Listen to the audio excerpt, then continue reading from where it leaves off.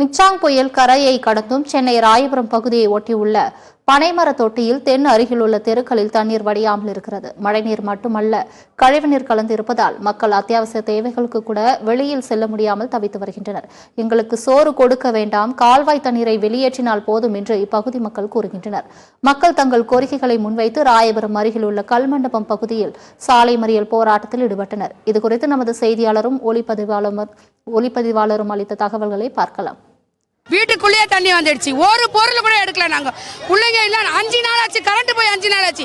Current இல்ல, தண்ணி இல்ல, எதுவுமே இல்ல. எங்களுக்கு இது வரைக்கும் யாரு ஒரு மேயரோ ஒரு யாரை இந்த தண்ணியை எடுத்து கிளியர் பண்ணி விடல.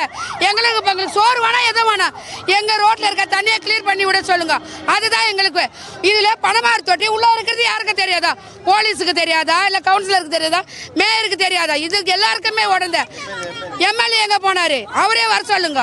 அவர் வீட்டுல தூங்கிக்கினே ஒரே வார்த்தை அவர் என்ன ரெஸ்பான்ஸ் பண்ணிட்டு போறாரு. எங்களுக்கு இது மேல இடத்துல நாங்க உங்களுக்கு தெரியப்படுத்தினா இது சதி பண்ணிட்டாங்களா? எதிர்கட்சிக்கார சதி பண்ணிட்டானோ. நாங்க என்ன கேக்குறேன்னா, இவங்க வரல அவங்க வரல, நாங்க யாரும் கேட்கல.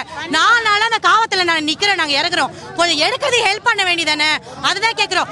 என்ன ஆயிடுச்சுன்னா சார், அந்த கார்னர் இந்த கார்னர்ல கேப்சர் பண்றாங்க, ரெஸ்கியூ பண்ணிட்டோம்னு சொல்லிட்டு கிளம்பிட்டாங்க சார். ஆனா ஸ்ட்ரீட் உள்ள யாரும் இங்க இவ்வளவு பேக்கிட்டு அது உள்ள 400-500 வீடு இருக்கு சார். சின்ன பசங்க நிறைய பேர் இருக்காங்க. என் வீட்லயே பசங்கள உடம்பு சரியில்லை, ஜுரம் காயுது. சாப்பிடறதுக்கோ ஒரு பாலுக்கோ ஒரு மெழுகுவத்தி கூட கிடையாது சார். இருட்டுல தான் இருக்கும். கொசு கடி, ஒரே காவ தண்ணி, ரொம்ப கஷ்டமா இருக்கு சார். நாங்க என்ன சொல்றோம், நாங்க இங்க இருந்து எந்திரிச்சு போறோம். தண்ணியை கொஞ்சம் கிளியர் பண்ணி கொடுத்துருங்க, நான் கிளம்பிடுறோம். வேற எங்களுக்கு எதுவுமே, உங்களுக்கு சாப்பாடு வேணாம், தண்ணி வேணாம், கட்சிக்காரங்க யாருமே வர வேணாம் சார்.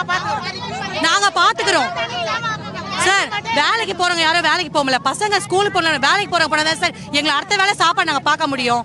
தேவையானது தண்ணி மட்டும் போயிடணும் சார், வேற ஒன்றும் வேணாம் சார். எங்களுக்கு ரொம்ப கஷ்டமா இருக்கு சார். இந்த பள்ளத்தாக்குல நாங்க எங்களால வாழ முடியல சார். எல்லாரும் இது பார்த்துட்டு போயிடுறாங்க சார்.